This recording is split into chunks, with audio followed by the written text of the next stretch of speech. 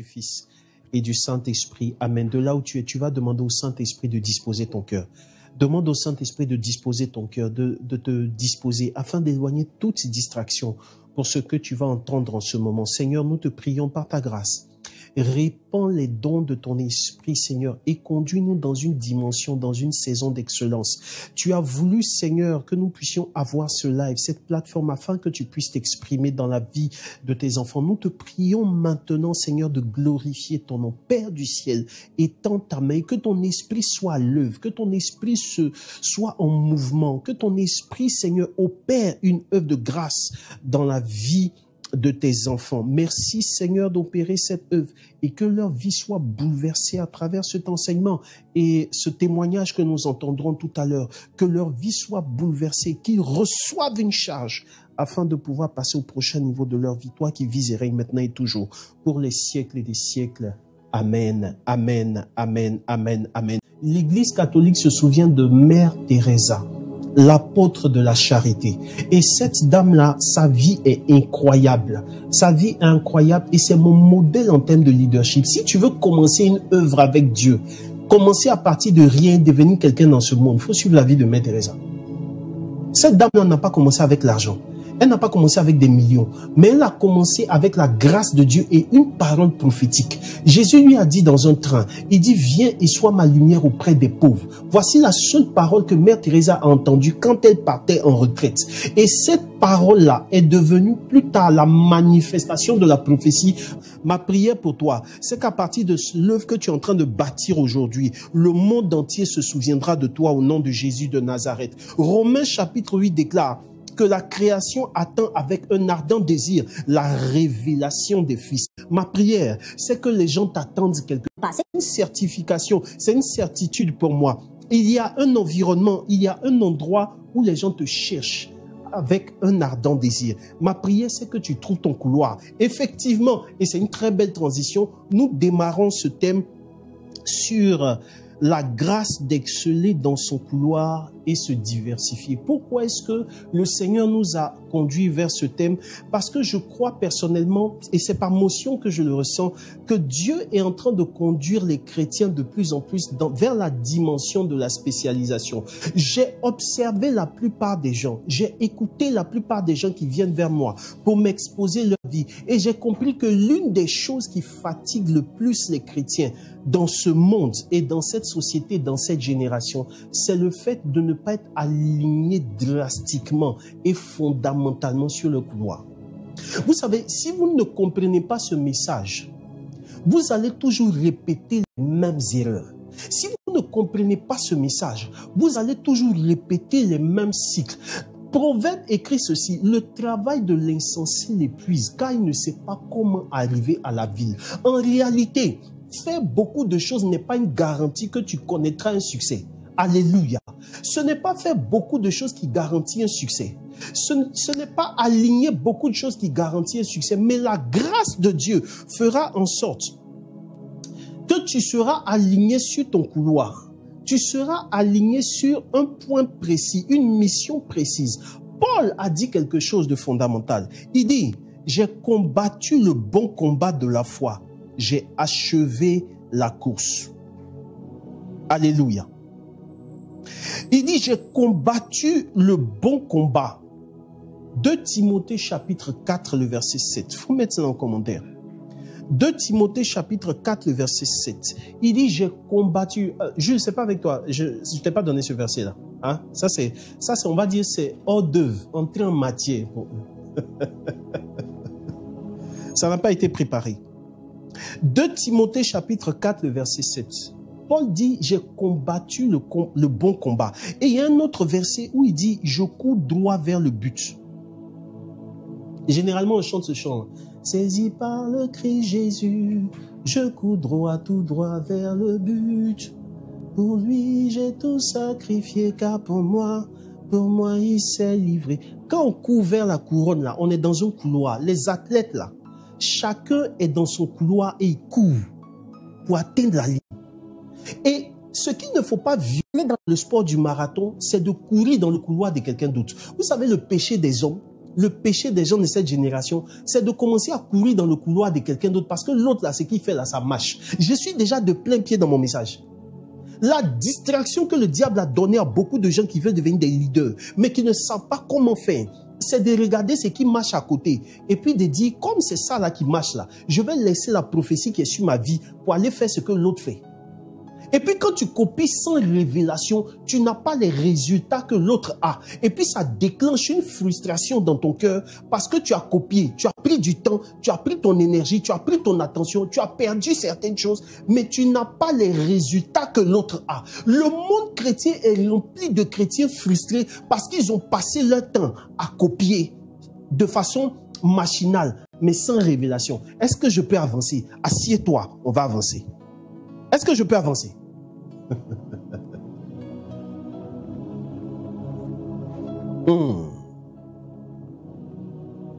Beaucoup de gens, la tragédie de beaucoup de chrétiens, c'est de partir sans révélation. Genèse chapitre 12, verset 2. Tu vas me donner cela maintenant. Genèse chapitre 12, verset 2. Vous allez comprendre ce que Dieu est en train de faire avec Abraham. Et ce qu'il est en train de faire avec Abraham, c'est ce que Dieu va faire avec chacun d'entre nous. Genèse chapitre 12, verset 2 écrit ceci. On va aller très rapidement. Genèse chapitre 12, verset 2, parce qu'il y a une deuxième partie. Et dans cette deuxième partie, ne décroche surtout pas parce que tu vas entendre des choses. Tu vas entendre des choses qui vont te bouleverser. Tu vas entendre des choses qui vont te challenger. Alléluia. Alléluia. Genèse chapitre 12, verset 2 dit, « Je ferai de toi une grande nation, je te bénirai, je rendrai ton nom grand et tu seras une source de bénédiction. » Au verset 1, c'est Dieu qui appelle Abraham, il lui dit, « Quitte ton pays, ta parenté et va dans un endroit que je t'indiquerai. » Ça, c'est le premier verset. Et au verset 2, voici la promesse qui est rattachée au verset 1. Dès l'instant où Abraham quitte, Dieu explique et il révèle ce qu'il va faire. Il dit, je ferai de toi une grande nation. C'est dans ton couloir que tu deviens grand. C'est quand tu restes dans ton couloir, quand tu te performes, tu te développes dans ton couloir, que tu deviens quelqu'un de grand. Tu accèdes à la grandeur. Parce que laisse-moi te dire la vérité, tous tes talents innés, tous tes talents intrinsèques sont forcément designés à cause des exigences de ton couloir. C'est en fonction des besoins des gens qui sont appelés à t'écouter là que Dieu a créé les solutions qui sont les talents qui sont enfouis en toi. Je ne sais pas si quelqu'un comprend ce que je suis en train de dire. Voilà pourquoi, quand tu n'es pas à ta place là, tu proposes des choses aux gens et puis les gens ne comprennent pas pourquoi tu leur proposes ça. Parce que ce n'est pas designé pour leurs besoins. Mais le jour où tu trouves ton couloir, le jour où tu trouves ta right place, le jour où tu trouves ton vrai environnement, le jour où tu te retrouves dans un environnement, parce que laisse-moi te dire la vérité, il y a des gens quelque part qui ont drastiquement, qui ont désespérément soif de ce que tu as à proposer. Tu vas trouver ton succès, la récompense que tu cherches, la prospérité que tu cherches là, tu vas la retrouver quand tu vas trouver ta vraie place. On ne peut pas donner 20. Vous savez, quand vous donnez de l'eau à quelqu'un qui n'a pas soif, il n'en voit pas la valeur. Tu vois pourquoi les gens te dévalorisent, non? Tu n'es pas à ta place. Tu n'es pas dans ton couloir. Tu n'es pas dans le vrai environnement. Quand tu es dans ton vrai couloir, là, tu n'as pas besoin de trop crier. Les gens, automatiquement, commencent à te chercher. Tu n'as pas besoin de faire de l'esbrouf. Les gens automatiquement te trouvent. Et quand ils te trouvent, tu n'as pas besoin de trop parler. Juste ce que tu as à proposer, les gens veulent le consommer. Ils veulent le consommer avec désespoir parce qu'ils ont désespérément soif. Ton talent est la réponse à la question de quelqu'un. Est-ce que tu as vraiment trouvé cette personne? Tous ceux qui sont en entrepreneuriat, en business, voici le problème de leur système marketing. Ils n'ont pas trouvé le vrai cible. Tu peux être même dans l'œuvre de Dieu et puis tu n'es pas sur ta vraie terre de prédilection. Ça fait que quand tu interviens, les gens te regardent et disent, ah, ok, ouais, c'est bien, homme de Dieu, c'est bien, c'est bien. Mais les gens ne s'engagent pas réellement. Et même ce que tu dis là ne déclenche pas en eux quelque chose qui fera qu'ils vont se rapprocher de Dieu. Because you are not at your right place. Ma prière pendant que tu es en train de me suivre, je prie désespérément du fond de mon cœur que pendant que tu es en train de me suivre là, s'il te plaît, que le Saint-Esprit crée dans ton cœur quelque chose afin que tu te qui déclenche un système de repositionnement dans ta vie. afin que tu te retrouves dans ta vraie place au nom de Jésus de Nazareth, que tu te retrouves dans ton couloir au nom de Jésus de Nazareth, que la grâce de Dieu fasse en sorte que tu te retrouves vers les personnes qui ont besoin de consommer ce que tu as proposé. On ne peut pas donner de l'eau, un verre d'eau à quelqu'un qui n'a pas soif. Quand tu vas lui proposer le verre d'eau, il va banaliser cela parce qu'il n'a pas soif. Mais quand quelqu'un a traversé le désert, tu lui donnes une bouteille d'eau, il connaît la valeur. Tu mets 1 million devant lui, tu mets un verre d'eau, il va préférer le verre d'eau. Parce que dans le désert, là, les billets de banque n'ont pas de valeur. Ce qui a réellement de la valeur, là, c'est un verre d'eau.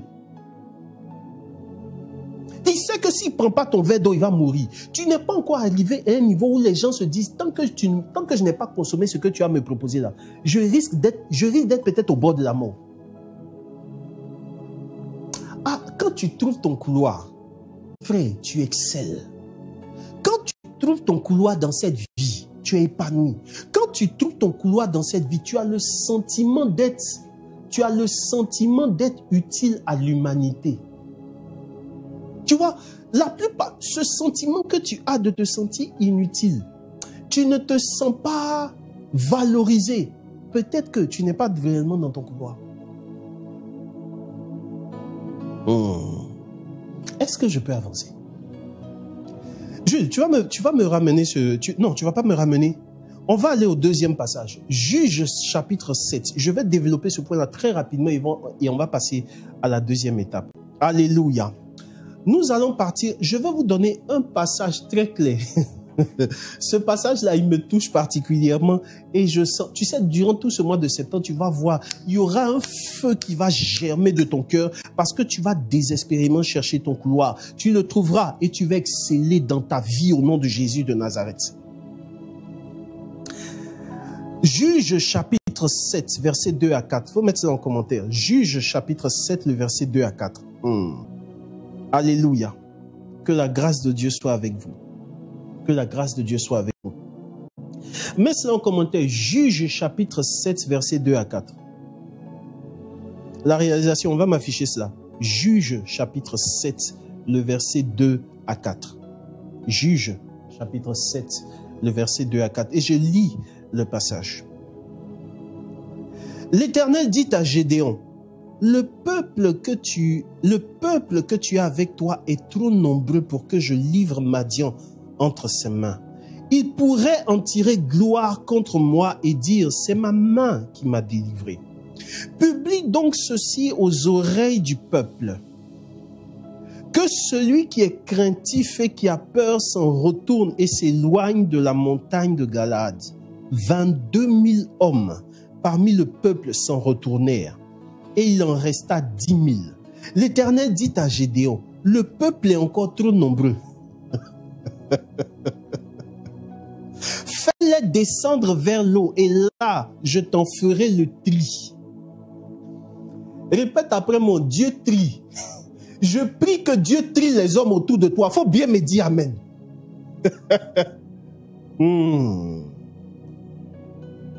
Il dit, je t'en ferai le tri. Celui dont je te dirai que celui-ci aille avec toi, ira avec toi. Et celui dont je te dirai que celui-ci n'aille pas avec toi, il n'ira pas avec toi. Tu sais, je ne sais pas ce que tu es en train de faire dans la vie. Je ne sais pas si c'est peut-être pour ta carrière professionnelle, pour ton mariage, pour ta vie associative. Mais ce qui est en train de se passer en Juge chapitre 7, versets 2 à 4, là, je prie que ça t'arrive. Que tu arrives à un niveau où Dieu te dit, lui là, il ne faut pas marcher avec lui. Mais prends telle personne et puis il faut marcher avec cette personne-là. Je prie que tu arrives à ce niveau de sensibilité spirituelle où Dieu trie les hommes qui sont autour de toi. Parce que si ça ne t'arrive pas, believe me, je suis coach de vie et c'est ce que je suis en train de dire. Si ce genre de choses ne t'arrive, si Dieu ne fait pas le tri, tu vas rencontrer la vie, mais dans sa face la plus obscure. Juge chapitre 7, versets 2 à 4.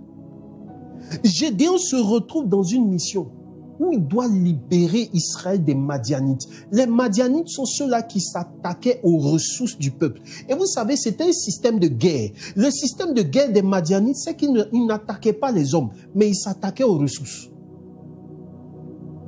Quand on affaiblit les ressources de quelqu'un, on l'affaiblit.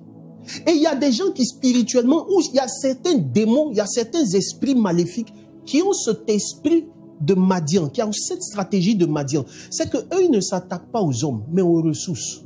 Je prie que tout esprit de Madian autour de toi soit chassé au nom de Jésus de Nazareth et que tes ressources, tes finances soient préservées pour la gloire de Dieu. À un moment donné, les finances et les ressources sont une affaire de combat spirituel. Ce qui va se passer, c'est que Gédéon, en voulant combattre Madian, va faire un appel de troupes. Et en faisant cet appel de troupes, il y a 32 000 personnes qui se lèvent et qui lui disent, Gédéon, on est prêt, on ira faire la guerre avec toi. Mais ça, c'est l'homme qui a parlé. Est-ce que c'est Dieu qui a parlé? Ce qui va se passer, c'est qu'arrivé à un moment donné où ils arrivent sur la montagne, ils sont en train de camper. Au moment de donner les instructions de guerre, Dieu va venir vers Gédéon. Dieu vient vers Gédéon. Il dit, ce peuple-là, il est trop nombreux. Et quand vous allez poursuivre là, le texte, on va afficher le deuxième texte, Juge 7:7. Juge chapitre 7, le verset 7. Il faut mettre ça en commentaire. Juge chapitre 7, le verset 7. La parole de Dieu est... Écoute-moi, si tu te familiarises à la parole de Dieu, il n'y a pas quelque chose qu'un homme peut vivre qui n'existe pas dans la parole de Dieu. Non. La Bible dit qu'il n'y a rien de nouveau sous le ciel. Ce que tu es en train de vivre là, il y a quelqu'un dans la Bible qui a vécu ça. Soit tu peux te servir de ses erreurs, soit tu peux copier son exemple, son inspiration pour arriver. En fait, si tu te sers des erreurs des gens dans la Bible, tu peux devenir sage. Si tu copies aussi leur exemple, tu peux accéder à un certain niveau de réussite et de témoignage. Alléluia. Est-ce que tu comprends ce que je suis en train de dire?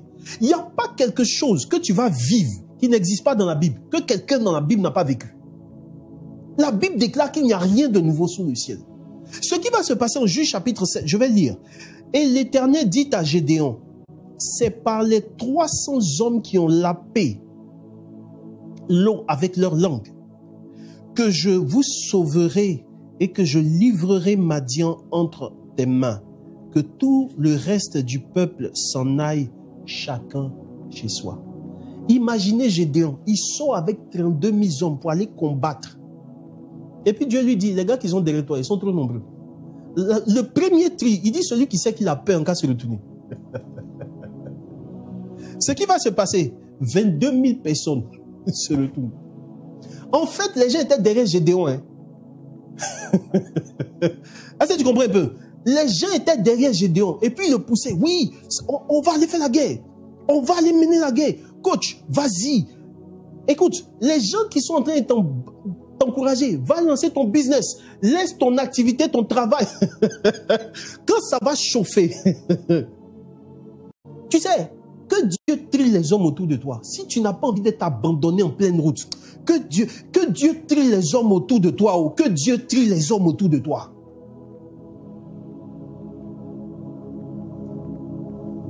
Parce qu'en réalité, laissez-moi vous dire, pour faire le rapport avec notre thème, gérer 32 000 personnes, c'est différent de gérer 300 personnes.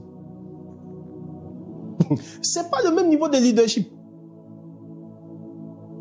Quand tu vas te mettre à gérer 30, demandez à Moïse, à un moment donné, Moïse a réclamé la mort. Gérer l'homme. C'est une masterclass de leadership que je suis en train de faire. Il y a des entrepreneurs là, leurs problèmes ont commencé à partir du moment où ils ont commencé à recruter du personnel. Quand avant ils étaient 5, 10 là, tout allait bien. Ils sont devenus 25, 30, 50, 100. Leurs problèmes ont commencé. Il y a des entreprises, c'est comme ça. Il y a des communautés, il y a des congrégations là. Leurs problèmes ont commencé depuis qu'ils ont recruté certaines personnes. Parce qu'il y a des Jonas là. Quand tu... Jonas. Frère. Quand tu vas lire l'histoire de Jonas, on dit pendant la tempête là, le bateau partait dans tous les... Jonas lui dormait. Il y a des gens, tu les recrutes là. Il y a des gens, tu les fais entrer dans ta vie et puis ils dorment pendant que tu es dans des problèmes. Que Dieu te libère de tous les Jonas au nom de Jésus de Nazareth. Dieu a dit, il dit à Gédéon, il dit les gens qui sont derrière toi, là, ils sont trop nombreux. Je n'ai pas besoin de tout ça là pour te faire gagner la guerre. Dieu n'a pas besoin de te voir. Écoute, Tout ce que tu es en train de faire là, Dieu n'a pas besoin de tout ça pour te faire réussir. Faut me dire amen.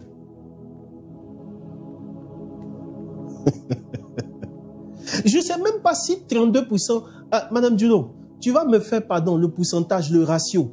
300 personnes là, c'est quel pourcentage de 32 000 personnes? Hein?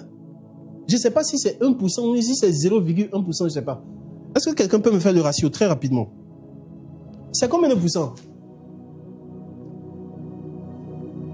Ceux qui sont forts en mathématiques, là, trouvez-moi le ratio rapidement. Dieu regarde Gédéon, il regarde les hommes qui sont derrière lui, il dit, ceux-là, ça ne peut pas aller. Parce qu'au lieu d'aller faire la guerre, tu vas commencer à gérer les problèmes, tu vas commencer à gérer des problèmes qui n'auraient pas dû être des problèmes. Chacun va se lever, ah, vraiment, berger Gédéon, on a marché sur mon pied aujourd'hui là-haut. On a marché sur mon pied aujourd'hui là. 1%. Dieu a besoin de 1% seulement. Merci beaucoup. Merci la sœur Bonnie. Dieu a besoin de 1% seulement pour te faire réussir. Tout ce que tu es en train de faire là, tu te fatigues, tu t'épuises. À un moment donné, tu vas arriver à ce qu'on appelle l'épuisement mental. Et il y a des gens qui sont arrivés à l'épuisement émotionnel où à un moment donné, ils ont l'impression qu'ils ne sont plus intelligents.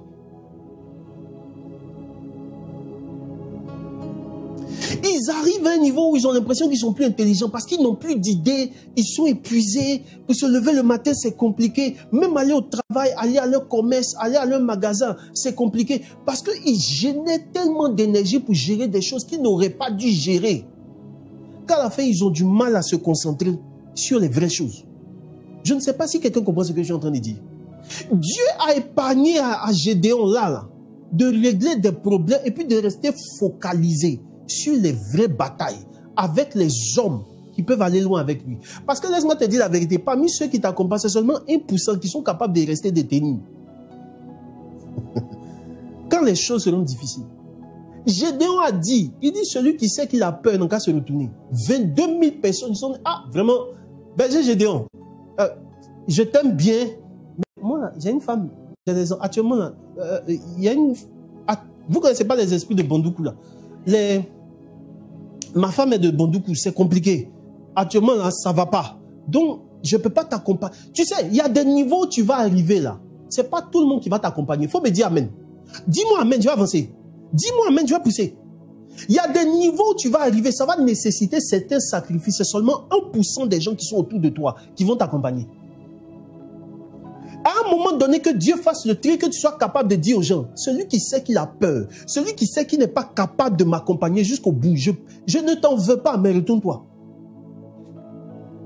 Je te comprendrai si tu vas partir. Mais il faut partir. Et vous allez voir que les gens, à un moment donné, ils vont connaître leurs limites. Et ils sont partis. Ils partent, il y a 10 000 personnes qui restent. Dieu vient encore vers Gédéon, il dit ceux-là même là, ils me fatiguent. Ils sont trop nombreux encore. Imaginez Gédéon en train de gérer 32 000 personnes. Tu donnes une directive, l'autre comprend quelque chose d'autre. Quand il dit on va à gauche, il y a quelqu'un qui va aller reporter la parole de Gédéon pour dire ah, Gédéon a dit on va à gauche, mais en fait, moi je pense que c'est vers à droite qu'on doit partir. Et puis à un moment donné, au lieu de rester concentré sur les vraies questions, tu commences à gérer les problèmes d'hommes. J'ai trop à regarder Moïse en train de gérer des hommes. Il se lève matin. Il va juger problème des gens. Parce que le problème ne finit pas. Problème là, ça ne finit pas. Il va régler le problème des gens du matin jusqu'au soir. Il n'a même pas le temps pour lui-même. J'ai trop à regarder. Il a regardé Moïse jusqu'à... Il a dit Moïse, si tu continues comme ça, tu vas mourir. La vie va continuer sans toi. Regarde, ce que tu es en train de faire là, où tu es ici, tu es là-bas, tu es ici, tu es là-bas. Toi, tu es dans tous les secteurs en même temps. Tu as l'impression que peut-être parce que tu as 40 ans, tu ne sens pas les choses. Mais à un moment donné, la facture va se ressentir sur ton corps.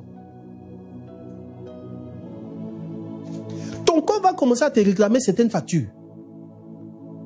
Ta santé va commencer à chose. À un moment donné, il faut laisser tout ça et te concentrer sur une seule chose. Dis-moi amen s'il te plaît. Il faut laisser tout ça et te concentrer sur un point précis, un point essentiel. En leadership, il y a ce qu'on appelle la loi de Pareto. Pareto, c'est P-A-R-E-T-O.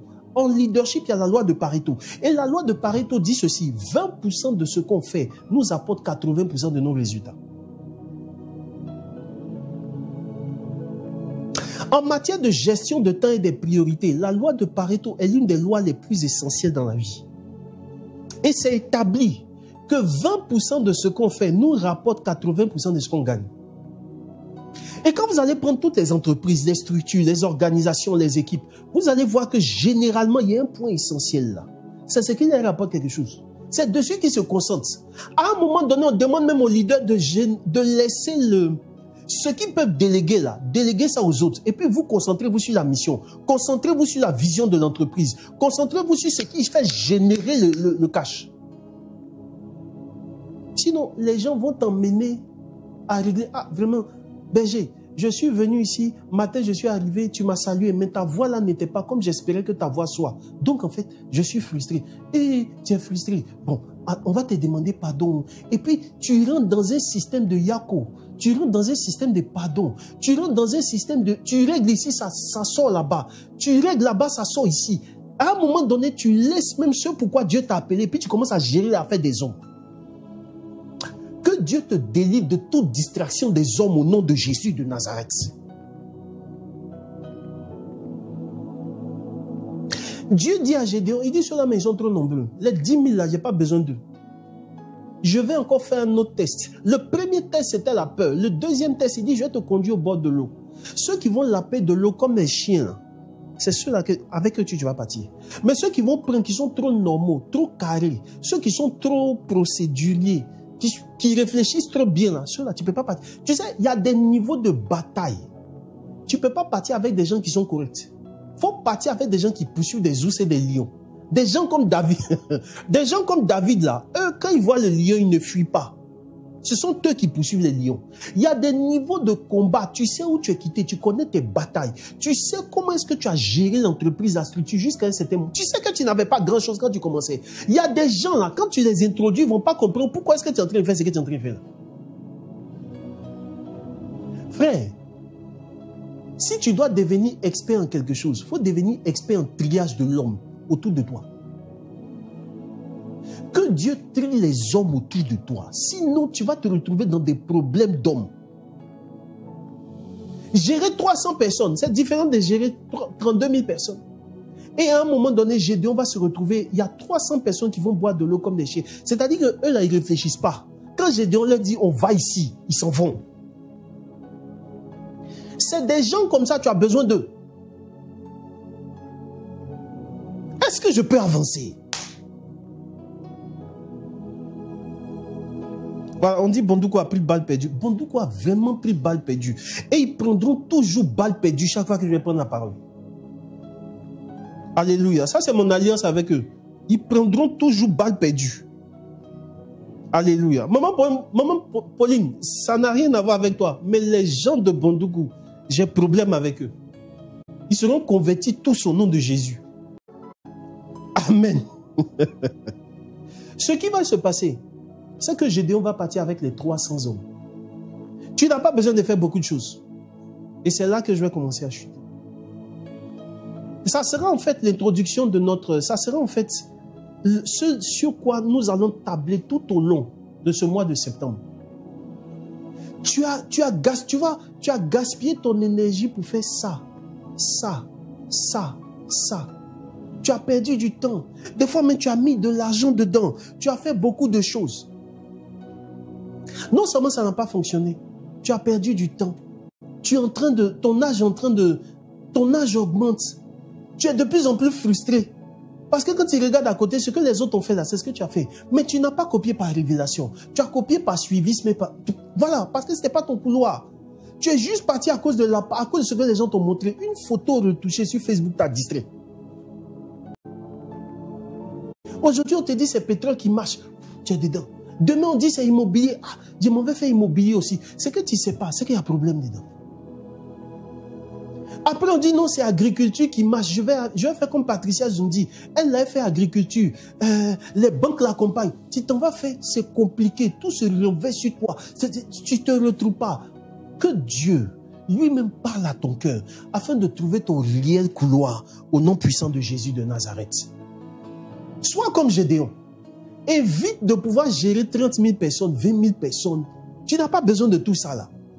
Tu as besoin de gens qui sont capables, qui ne réfléchissent pas, des gens qui à la limite, permettez-moi de prononcer le mot, des gens qui à la limite, permettez-moi encore de prononcer le mot, qui sont bêtes. C'est-à-dire que eux là, quand tu leur dis on s'en va ici, ils s'en vont. C'est des robots. C'est des gens qui ne réfléchissent pas pour dire j'estime que je pense que je n'en disconviens pas, mais tu vas aller où avec je n'en disconviens pas, mais tu vas aller où avec ça? Les esprits de je n'en disconviens pas, et c'est le problème de beaucoup de serviteurs de Dieu. Ils ont chassé des démons mais quand ils ont fini de chasser des démons, ils ont rencontré des esprits de je n'en disconviens pas dans leur communauté. Quand il dit on s'en va faire ça, l'autre dit c'est vrai un berger, tu as dit mais je n'en disconviens pas. C'est sûr, tu as quitté Abidjan, c'est sûr que tu as venu parler ton français. Français, tu as appris là-bas, là. C'est sûr que tu as venu parler ça. Frère, il va te délivrer. Si la délivrance spirituelle ne passe pas, il va te délivrer mentalement. À un moment donné, focalise-toi sur ce qui est essentiel. Focalise-toi sur ce qui marche. Ce que tu avais commencé au départ, ça marchait. Et puis à cause de certaines choses, tu as laissé parce que tu voulais voir autre chose. Bon, les gens te disaient que tu savais faire peut-être autre chose. Et puis tu es allé. Reviens à ça. Tu vois, non? Reviens à ça. Parce que quand tu vas revenir à ça, et puis quand tu restes concentré là-dessus, en train de bâtir quelque chose, demain tu vas faire une institution. Que Dieu te bénisse et t'accorde sa grâce au nom de Jésus de Nazareth. Je vais nous introduire dans un témoignage. Un témoignage extraordinaire. Alléluia. Et après ce témoignage, nous allons basculer dans un fort moment de prière. Nous allons continuer l'exhortation et nous allons basculer dans un fort moment de prière par des témoignages. Alléluia. Pour que tu comprennes. Et tout à l'heure, ce qui va se passer, c'est que tu vas entendre une personne. Merci beaucoup, Miala Marie-Victoire. Ce qui va se passer, c'est que tu vas entendre quelqu'un qui a découvert, qui a trouvé son couloir par la grâce de Dieu. Et nous allons parler de ce couloir. Juste après, c'est la surprise d'aujourd'hui. Et juste après, nous allons entrer dans un fort moment de prière et d'intercession. Ne décroche surtout pas. Voilà. Mes frères et sœurs, nous allons entrer dans cette session. Je vous disais tout à l'heure que pour illustrer ce message, nous allons recevoir une personne qui a découvert son couloir. Nous allons recevoir une personne qui va nous témoigner de la grâce de Dieu dans sa vie. Alléluia. Et c'est vraiment ce live que nous sommes en train d'avoir est un moment spécial, est un moment où la grâce de Dieu va te rejoindre. Je prie simplement que tu puisses, que tu sois affecté par la grâce qui sortira de ce témoignage au nom de Jésus de Nazareth. Nous recevons en ce moment même Madame Kira Olga Brony. Bonjour Kira, bonjour à toi. Bonjour, je l'appelle toujours. Comment vas-tu? Je vais très bien par la grâce de Dieu. Alléluia. Alors, je disais tout à l'heure que se diversifier est différent de se disperser. Et il semble que tu as trouvé ton couloir. Je souhaiterais que tu puisses te présenter aux téléspectateurs. Moi, c'est pour Kira Olga. Je suis et esthéticienne. Voilà. Brony Kira Olga, décoratrice, esthéticienne et esthéticienne professionnelle. Et il semble que tu as découvert ton couloir. Tu sers Dieu à travers l'esthétique. Tu sers Dieu à travers ce que tu fais. Comment est-ce que tu as découvert ton couloir? Très rapidement. D'accord. D'accord. Donc, je disais que après le bac, j'ai été orientée dans une grande école et après ça, j'ai eu le BTS en gestion commerciale. Et en son temps, on a essayé des concours, on a essayé des petits boulots ça et là. Et après, j'ai voulu essayer dans l'entrepreneuriat. Et il faut dire que durant ce temps, j'ai essayé plusieurs activités. Oui. j'ai fait ce qu'on appelle l'Olodougou. L'Olodougou, c'est-à-dire prendre de la marchandise à l'intérieur. Voilà, j'ai commencé chez moi, dans mon village à Transia. À Transia. Je suis même allée à Tu as bon aussi? Oui. D'accord. Voilà, c'est à vous que j'ai affaire. D'accord.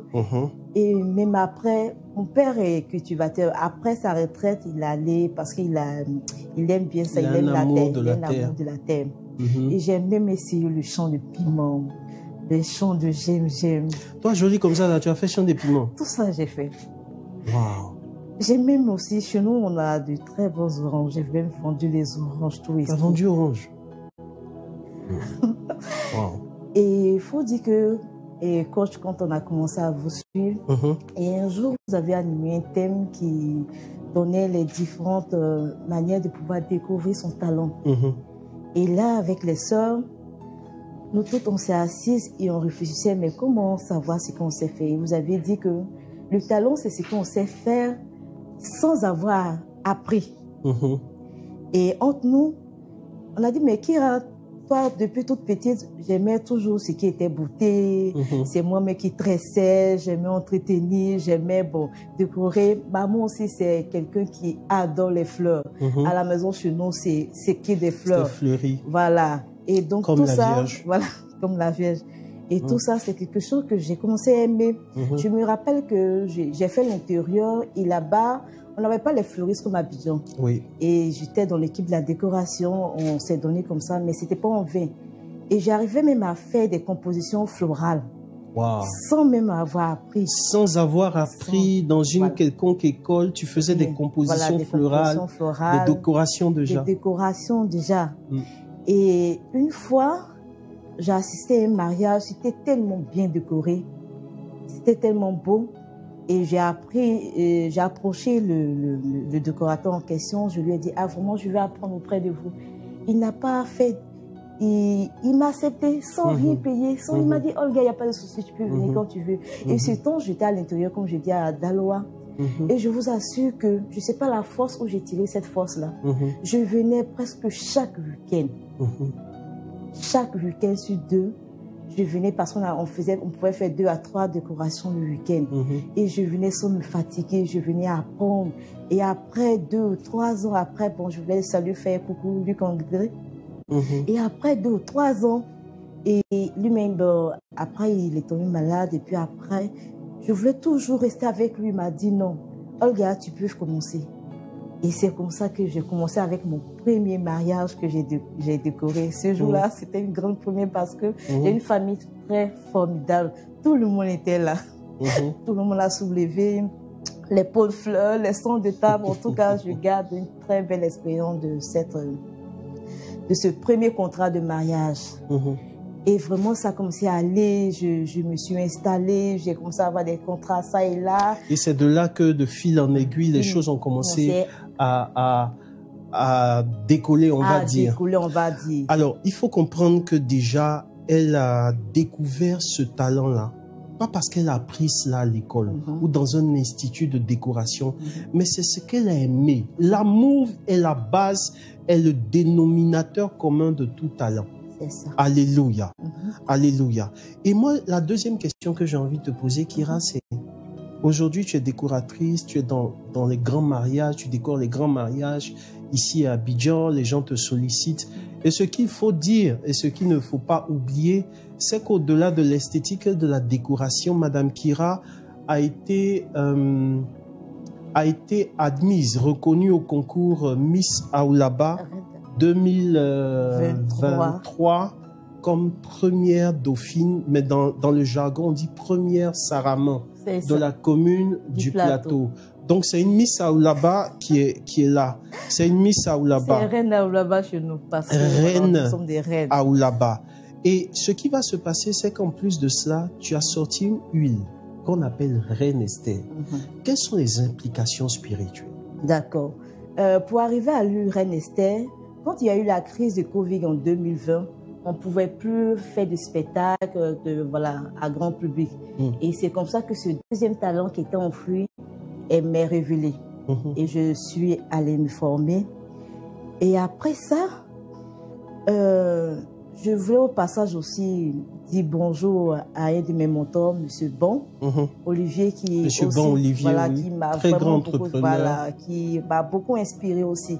Et au cours d'une prière, il m'a dit, tu vas t'inspirer de la vie de Reine Esther. Il m'a dit son livre et tu vas t'en inspirer pour ton institut. Oui. Et je médite le livre de Reine Esther et je découvre que dans le livre de Reine Esther au chapitre 2, voilà, dans tout le chapitre, Reine Esther est cette jeune fille orpheline qui a été d'abord choisie par son oncle qui est arrivé.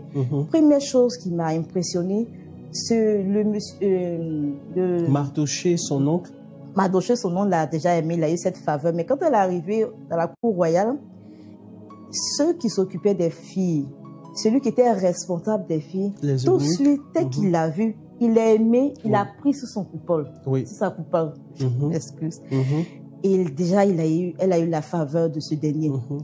Et après, quand je vais plus loin, je vois qu'elle a été préparée. Oui. Pendant presque 1 an, il y a eu 6 mois où elle a utilisé une huile, et après, il y a eu les arômes. Donc, tout ce, je me suis dit, il y a quelque chose là-dedans. Il y a quelque chose là-dedans. Il y a quelque chose là-dedans que le Seigneur veut m'inspirer à créer une marque, une huile qui va aider mes sœurs. Parce que l'esthétique, je me dis qu'à part la beauté, ça cache quelque chose de spirituel. Et c'est là où je veux en venir. Pour toi qui es esthéticienne, déjà, tu as sorti une huile. On sait que l'esthétique, c'est dominé par des marques dont on ne connaît pas les implications spirituelles. Toi, en tant que chrétienne, tu t'inspires de la parole de Dieu, tu sors une huile dont le but est de permettre à toutes ces personnes qui vont utiliser, notamment les femmes, d'arriver à un certain niveau de beauté. Effectivement. Parce qu'il y a des vertus dans cette huile. Et quand je discutais avec toi auparavant, tu m'as dit qu'il y a des implications spirituelles derrière la beauté, notamment le traitement de la peau. Effectivement. Après ces grandes expériences, j'ai remarqué que ces femmes qui venaient d'abord, parce que je leur pose des questions pour savoir quels problèmes elles ont, tout ça, et j'arrivais au fil du temps à savoir quand elles étaient stressées par rapport aux boutons ou aux acnés. Donc les boutons, là, tu es en train de nous dire ici que les boutons qu'on a sur le visage, les taches qu'on a, les défauts qu'on a sur la peau, des fois c'est lié au stress. C'est lié au stress. C'est lié au stress. Et là, j'ai dit, Seigneur, il faut que tu m'aides parce que intérieurement, je sais que tout ce qui est physique est d'abord spirituel. Oui. Donc, il fallait vraiment traiter le côté spirituel qui allait réagir sur le physique. Et Seigneur, il fallait quelque chose de physique pour accompagner mes prières parce qu'il faut le dire que chaque fois quand j'ai une cliente, je prie. Et là, tu pries pour tes clientes? Oui, bien sûr. Je demande au Seigneur parce que l'institut s'appelle l'Institut Reine Esther Beauty. J'ai déclaré quand je créais l'Institut que la faveur qui a accompagné Reine Esther, cette faveur-là accompagne toutes les dames qui viendront dans cet institut. Parce que moi-même, avant de l'expérimenter, de mettre sur le marché cette huile, j'ai expérimenté l'huile, j'ai expérimenté la faveur. J'ai donné à des personnes qui ont testé, qui ont expérimenté. J'ai dit, wow, Seigneur. Donc, tu m'amènes à la... Il y a quelque chose dedans, il y a la grâce de Dieu là-dedans. Il y a la grâce de Dieu dedans. Oui. Donc, et là, quand je fais le soin, tu pries pour les gens. Je prie à l'intérieur parce que je demande au Seigneur que l'enveloppe spirituelle, parce que pour beaucoup, j'ai remarqué aussi d'autres personnes que j'ai eues. Il y a une qui quittait l'intérieur pour venir. Elle, on a commencé ton traitement, ça allait et après rejeter. Et c'était un cycle. Et là, j'ai su que c'était spirituel. Et c'est comme ça que, en plus de ça, on a commencé à prier. Et puis, son visage est devenu net. Est-ce qu'il y a des mariés, par exemple, que tu as traités, tu as senti que derrière la mariée, là, il y a quelque chose de lourd? Oh oui, oh oui, oh oui. Ces expériences-là, c'est-à-dire quand tu finis de faire le soin, tu portes le poids. Tu portes la pression quand tu finis en fin de journée. Et puis, pour ma part, vraiment, je bénis le Seigneur parce qu'il m'a donné cette grâce-là. Quand je suis de faire le soin d'une cliente, quand j'ai les mains posées sur elle, c'est-à-dire qu'elle est apaisée. Pendant le soin, elle finit par dormir. La paix du cœur. La paix du cœur. Et là, j'ai su que le Seigneur, c'est pas seulement le volet beauté, mais il y a le volet spirituel. Il y a le volet spirituel. Voilà. Ça va plus loin que ça. Donc, c'est la grâce. C'est parce que j'ai découvert que ce couloir-là. C'est mon couloir. Et au travers de ce que je fais, je sais que j'apporte beaucoup. Et puis quand elles viennent, c'est-à-dire qu'elles viennent pour un soin, mais il y a une connexion qui se fait. Elles arrivent à expliquer leur vie, le pont de leur vie, mais assez peut-être intime. Mais il y a une comment dire, connexion qui s'établit. Elles sont à l'aise. Elles sont à l'aise. Je sais que je te sers à travers ce que je fais. Ce qui est en train de se passer, c'est que elle est en train de nous dire que les problèmes de peau que certaines personnes ont, ont des implications spirituelles. Bien sûr. C'est pas une question de tcha. C'est pas une question de tchatcholi. Non. Et généralement, la plupart des femmes poursuivent ce qu'elle a dit. Ce qui s'est passé avec Esther, c'est que lorsque Esther est arrivée, on l'a aimée automatiquement. Bien sûr. Et la plupart des femmes se décapent la peau rien que pour se sentir attirée, rien que pour se sentir belle. Alors que le Saint-Esprit peut te communiquer une huile. Le Saint-Esprit peut te communiquer un produit qui te permettra d'accéder à ce niveau de grâce et de faveur parce que la beauté a déjà quelque chose de spirituel. Et ce qu'elle est en train de nous dire, c'est que l'éclat qu'on peut avoir, la grâce qu'on peut avoir sur le physique découle de l'aspect spirituel.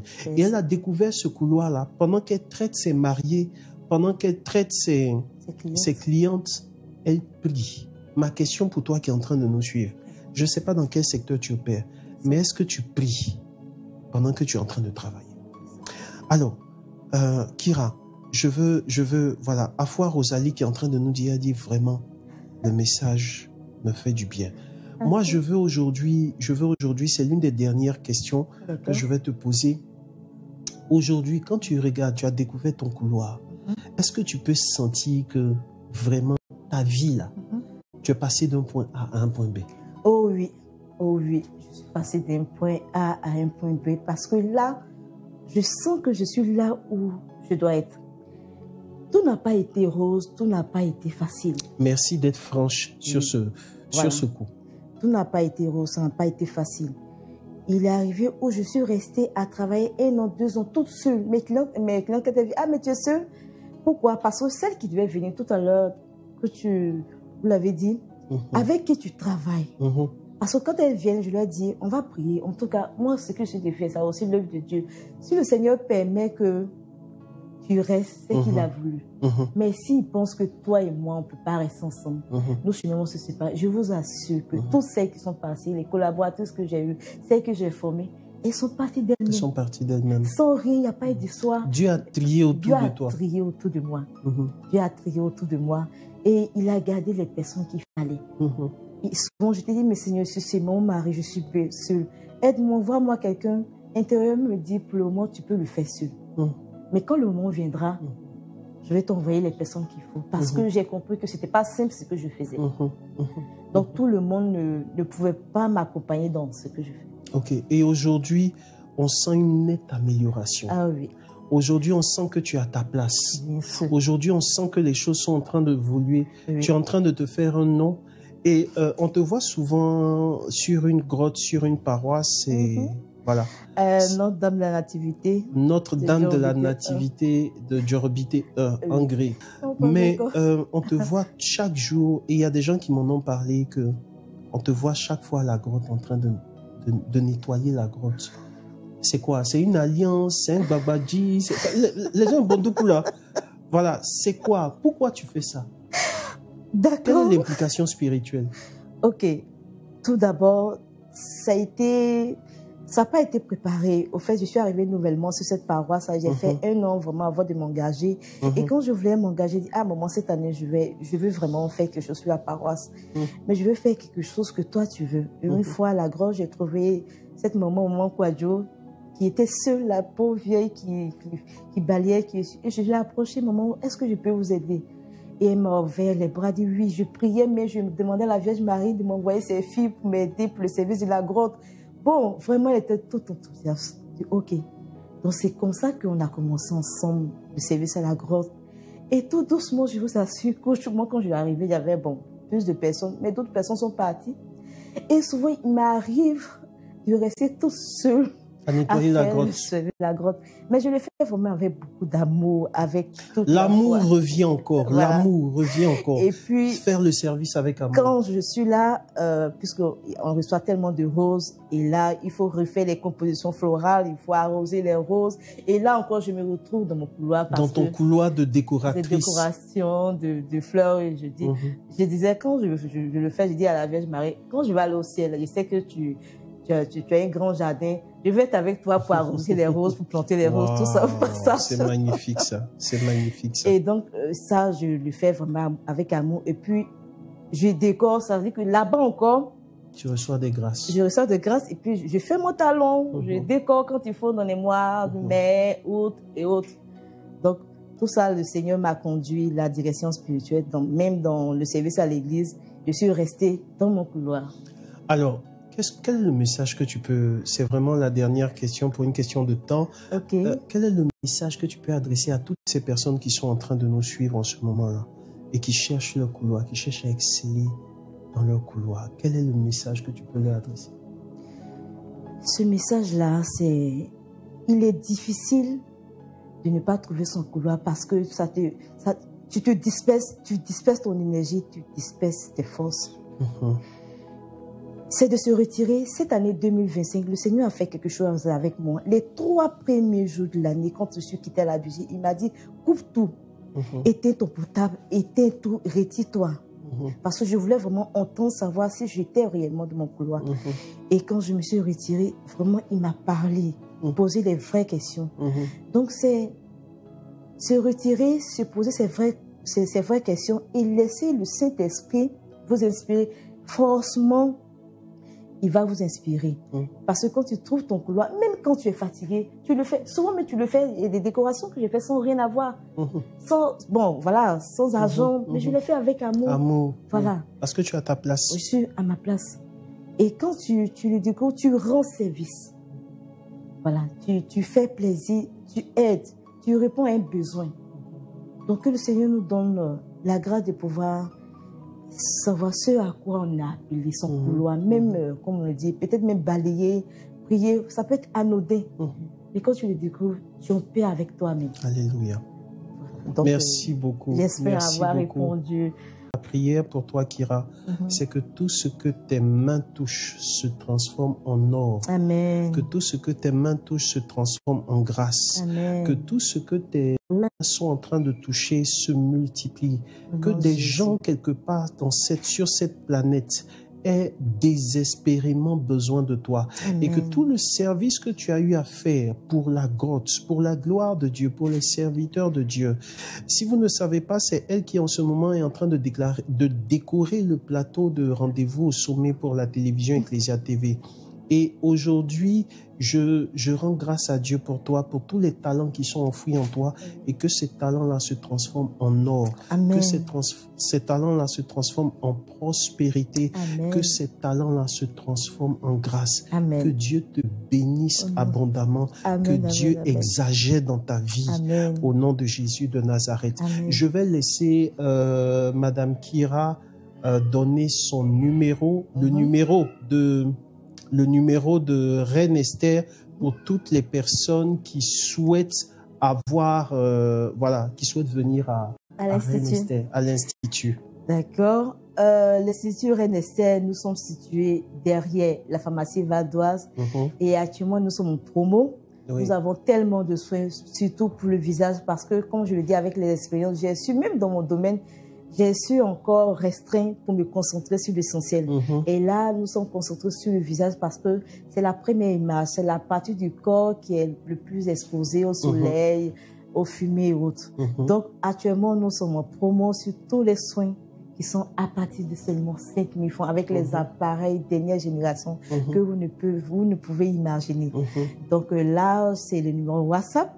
Je suis au 07 57 37 67 53. On va répéter le numéro. Le 07 57 37 67 53. En tout cas, merci à toi, Kira. Merci, que les vents du Saint-Esprit t'accompagnent dans ton couloir et sois la meilleure de ta génération ici en Côte d'Ivoire et dans ce monde. La réalisation Amen. pour lui permettre de pouvoir se retirer. Vous allez nous afficher encore le thème et nous allons revenir pour ce moment de prière. Merci à vous par la grâce de Dieu. On a vu le témoignage de cette dame, Kira Olga Bruni, qui a découvert son couloir et qui nous a permis de comprendre que même notre carnation est spirituelle. Moi, c'est une révélation pour moi. Il y a des gens que vous voyez dehors, vous les voyez, il y a beaucoup de boutons, il y a ceci, il y a cela. Ça a un aspect spirituel. Et la grâce, que la grâce accompagne toutes ces personnes qui sont en train de me suivre en ce moment. Que la grâce vous accompagne au nom de Jésus de Nazareth. Je vais simplement à ce moment ici déclarer, je veux simplement déclarer sur la vie de toutes ces personnes qui sont en train de me suivre. De la même manière que tu as écouté ce témoignage de Madame Kira Olga Bruni, je prie que tu découvres ton couloir au nom de Jésus de Nazareth. Je prie en ce moment même que Dieu trie les personnes autour de toi. S'il te plaît, il faut me dire Amen. Que Dieu trie les personnes autour de toi. Que ceux qui n'ont pas d'implication dans la prochaine version de ta destinée là, que Dieu éloigne ces personnes-là au nom de Jésus de Nazareth. Et je veux prier aussi pour toi, afin que le Saint-Esprit réponde à tes questions. Elle a dit tout à l'heure qu'avant de commencer l'année, elle a pris 3 jours de retraite où elle allait poser des questions au Seigneur. Je ne sais pas si quelqu'un ressent le besoin particulièrement de retourner en retraite pour aller questionner Dieu, pour aller poser des questions au Seigneur, pour lui dire, Seigneur, let me find. Laisse-moi trouver mon couloir. Laisse-moi trouver ma zone de prédilection. Inspire-moi, Seigneur, afin que je puisse trouver la zone où je suis appelé à produire, à porter du fruit et à être une bénédiction pour les autres. Ma prière en ce moment, c'est que Dieu t'inspire réellement un endroit où tu vas aller le chercher. C'est une révélation puissante et c'est une prière puissante que je suis en train de faire. Il y a des gens, leur seul problème là, ça fait depuis 1954, tu n'es pas encore parti en retraite. Et tu as toutes les excuses valables pour ne pas aller en retraite. Pendant que tu es en train de me parler, pendant que tu es en train de m'écouter en ce moment, que Dieu t'inspire le désir de retourner dans la présence de Dieu. Que Dieu t'inspire le désir de retourner dans sa présence jusqu'à ce que tu trouves des réponses à tes questions. Je prie que le Saint-Esprit, qui est le dispensateur et de tout don et de toute grâce, révèle le pourquoi des talents qui sont enfouis en toi. Tu sais peut-être cuisiner, tu sais organiser, tu sais ordonner les choses, tu sais agencer les couleurs, tu sais rédiger des mémoires. Quel que soit ce que tu sais faire, que Dieu te dirige vers ta cible. Que Dieu te dirige vers ta cible. Que Dieu te dirige vers ceux qui ont besoin de toi. Que Dieu te dirige vers ceux qui ont besoin de tes talents. Que Dieu te dirige vers ceux qui ont besoin d'entendre le message et le témoignage de ta vie et qui te conduisent vers ta zone de prédilection.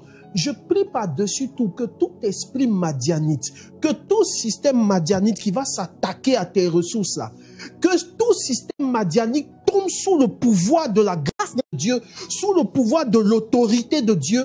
Retrouve la prospérité que Dieu avait voulu que tu retrouves. Retrouve la grâce, la prospérité financière. Je suis en train de parler d'argent. Retrouve la prospérité financière que Dieu avait voulu que tu retrouves. Au nom de Jésus de Nazareth, que Dieu remplisse ton grenier afin que tu fasses du bien à toutes ces personnes qui ont besoin de toi au nom de Jésus de Nazareth. Seigneur, merci pour cette œuvre de grâce. Seigneur, merci pour cette œuvre de bénédiction. Que ton nom soit infiniment béni. Je scelle ces prières dans le sang de Jésus et je déclare que chacune des personnes ici connectées en ce moment va témoigner en ce mois de septembre au nom de Jésus. Au nom de Jésus, nous avons prié au nom du Père et du Fils et du Saint-Esprit. Amen. Amen.